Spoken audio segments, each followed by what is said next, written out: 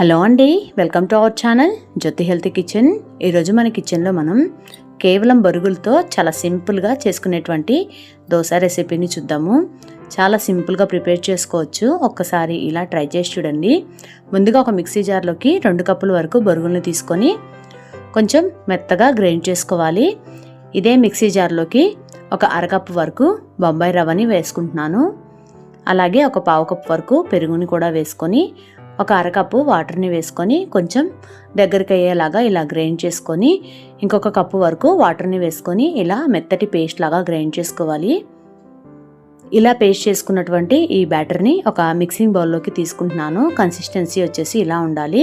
ఇప్పుడు ఇందులోకి సన్నగా కట్ చేసుకున్నటువంటి ఉల్లిపాయ, అలాగే ఒక క్యారెట్, ఒక టమాటో అన్నిటినీ చాలా సన్నగా కట్ చేసుకొని వేసుకుంటున్నాను. అలాగే సన్నగా తరిగినటువంటి కొత్తిమీర, ఇంకా కరివేపాకు, ఒక చిన్న పచ్చిమిర్చిని కూడా వేసుకున్నాను.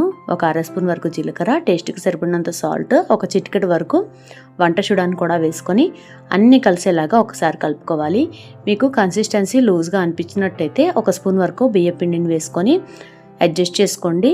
ఇలా ఉంటే సరిపోతుంది. మరీ లూజ్గా కాకుండా మరీ థిక్గా కాకుండా బ్యాటర్ అనేది. ఇప్పుడు స్టవ్ పైన ఒక ప్యాన్ పెట్టుకొని ఇలా ఆయిల్ని లైట్గా స్ప్రెడ్ చేసుకొని ప్యాన్ అనేది బాగా హీట్ ఎక్కిన తర్వాత మనం ముందుగా ప్రిపేర్ చేసి పెట్టుకున్నటువంటి ఈ బ్యాటర్ని ఇలా చిన్న సైజ్ అప్పంలాగా ప్రిపేర్ చేసుకుంటున్నాను. ఈ దోశలు అనేవి మనకి కొంచెం మందంగా ఉంటేనే బాగుంటాయి. చాలా సాఫ్ట్గా ఉంటాయండి. ఇంట్లో ఎటువంటి టిఫిన్ పిండి లేనప్పుడు ఇలా ఇన్స్టెంట్గా అప్పటికప్పుడు ట్రై చేయండి. చాలా టేస్టీగా ఉంటాయి, అలాగే డిఫరెంట్గా కూడా ఉంటాయి. చూశారు కదా, ఈ షార్ట్ వీడియో కనుక మీకు నచ్చినట్టయితే తప్పకుండా ఒక లైక్ చేయండి. అలాగే మన ఛానల్ని ఇంతవరకు సబ్స్క్రైబ్ చేసుకున్నట్టయితే వెంటనే సబ్స్క్రైబ్ చేసుకొని పక్కనే ఉన్నటువంటి బెల్ ఐకాన్ని ప్రెస్ చేయండి. ఇలా దోశ అనేది ఒక సైడ్ కాలిన తర్వాత కొంచెంగా ఆయిల్ని వేసుకొని పైనుంచి నేను ఇక్కడ కొంచెం సంబార్ కారం వేస్తున్నాను.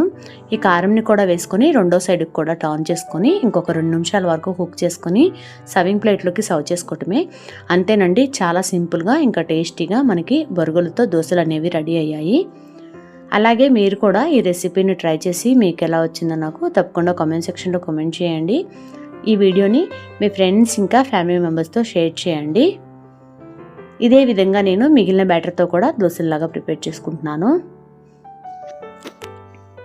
ఇంకెందుకు ఆలస్యం, ఈ సింపుల్ రెసిపీని మీరు కూడా ట్రై చేసేయండి. Thank you for watching friends. Keep smiling. Take care. Bye.